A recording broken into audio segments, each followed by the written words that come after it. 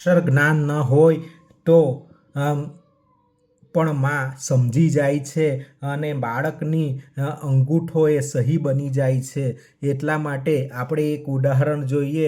એક ગરીબ મા બાપના છોકરા ભણવામાં નાપાસ થયો અને એ છોકરો રડતો રડતો પોતાના મમ્મી પાસે આવ્યો. પપ્પા તો ખેતીવાડીમાં ખેતરમાં ગયા હતા કામે. ત્યારે માને જોઈને રડી પડ્યો અને માએ એને ભેટી પડી અને કીધું કે બેટા શું છે?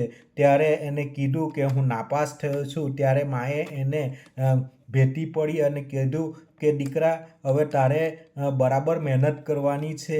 અને આ રીતે માએ એને પ્રોત્સાહન આપ્યું અને કીધું કે હું તો થોડી ઓછી ભણેલી છું, હું તને આજથી જેટલું મને આવડે છે તે ભણાવીશ. અને રિપોર્ટ કાર્ડ પર અંગૂઠો મારી દીધો.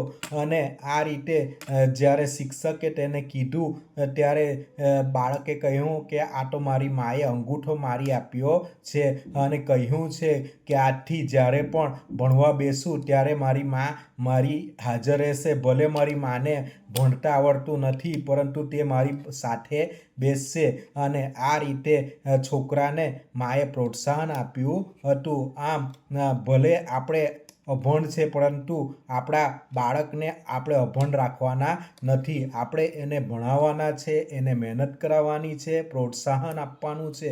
ભલે આપણાથી થાય એવું નથી પણ એને સાથ આપવાનો જરૂર છે.